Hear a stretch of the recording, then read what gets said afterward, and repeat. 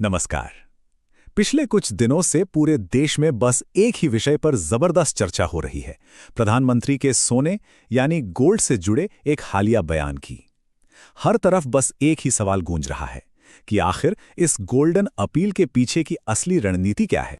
क्या देश में कोई बहुत बड़ा आर्थिक संकट आने वाला है? या फिर क्या सरकार सोने की खरीद पर पूरी तरह से बैन लगाने वाली है?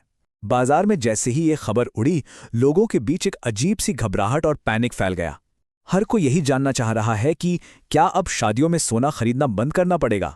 चलिए आज के इस खास विश्लेषण में इन उड़ती हुई अफवाहों और जमीनी हकीकत के बीच का फर्क बिल्कुल आसान भाषा में समझते हैं। सबसे पहले तो ये समझना जरूरी है कि आखिर ये पूरी बात शुरू कहाँ से हुई। दरअसल अफवाहों से हटकर ये देखना होगा कि प्रधानमंत्री ने अपने संबोधन में ठीक ठीक कहा क्या था।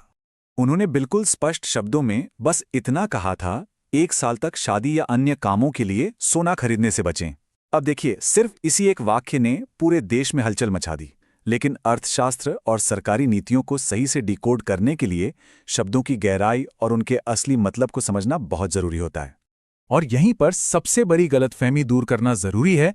कानून या बैन का मतलब होता है एक सख्त कानूनी पाबंदी, जिसे तोड़ना अपराध की श्रेणी में आता है। लेकिन जो बयान दिया गया था वो दरअसल सिर्फ एक अपील थी, यानी देश की जनता से सहयोग का एक विनम्र आग्रह है। ये कोई कानूनी पाबंदी बिल्कुल नहीं है, बल्कि सिर्फ और सिर्फ एक निवेदन है। अब सवाल ये उठता है कि अगर ये बैन नहीं है तो आखिर सरकार को ऐसी अपील करने की जरूरत ही क्यों पड़ी। इसका सीधा कनेक्शन हमारे घरों में रखे सोने और अमेरिका के डॉलर से जुड़ा है। शायद ये बात जानकर हैरानी हो कि भारत दुनिया के सबसे बड़े गोल्ड इंपोर्टर्स यानी सोना आयात करने वाले देशों में से एक है। हमारे देश में बिकने वाला ज्यादातर सोना विदेशों से ही आता है। और सबसे अहम बात, जब भी ये सोना खरीदा जाता है तो उसका पूरा भुगतान अंतर्राष्ट्रीय बाजार में अमरीकी डॉलर में करना पड़ता है। इसका सीधा सा मतलब ये हुआ कि देश में खरीदे गए हर 1 ग्राम सोने के साथ हमारे देश के खजाने से डॉलर बाहर चला जाता है। और परेशानी सिर्फ सोने तक सीमित नहीं है। तस्वीर तब और गंभीर हो जाती है जब हम वैश्विक घटनाओं और कच्चे तेल यानी क्रूड ऑयल के महंगे होते आयात को एक साथ देखते हैं। ये पूरा मामला एक डोमिनो इफेक्ट की तरह काम करता है। जरा सोचिए, एक तरफ देश बहुत महंगा तेल खरीदता है और दूसरी तरफ भारी मात्रा में सोना। इन दोनों का भारी भरकम बिल डॉलर में चुकाना पड़ता है। नतीजतन विदेशी मुद्रा भंडार तेजी से कम होने लगता है। जब डॉलर की कमी होती है तो हमारा रुपया कमजोर पड़ने लगता है।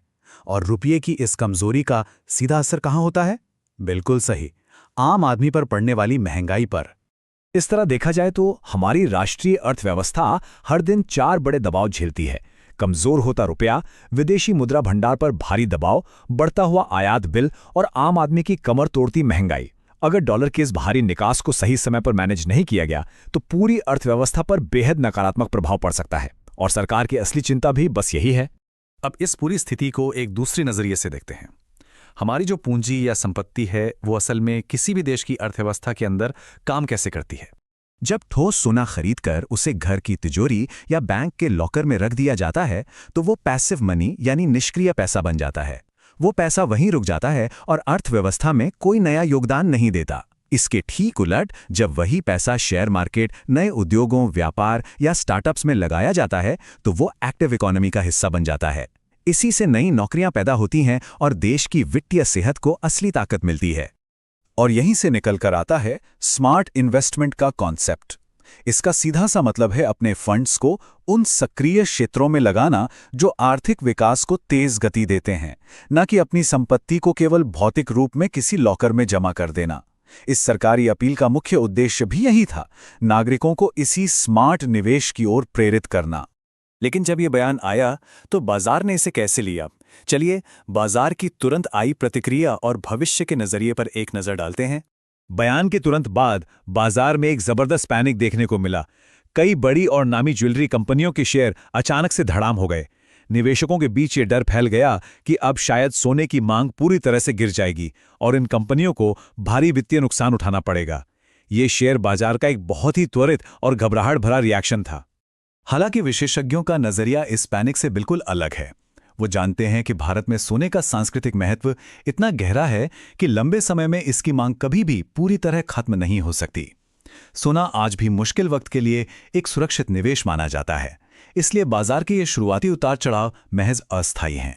तो आज के संपूर्ण विश्लेषण के बाद एक बेहद जरूरी और विचारणीय सवाल हम सबके सामने आता है, भविष्य के लिए एक संतुलित निवेश आखिर कैसा होना चाहिए? क्या पारंपरिक सोच को बरकरार रखते हुए सुरक्षित सोने में निवेश करना ही एकमात्र रास्ता है, या फिर देश की अर्थव्यवस्था को गति देने वाले सक्रिय विकल्पों में पैसा लगाना ज्यादा समझदारी है, या शायद इन दोनों के बीच एक स्मार्ट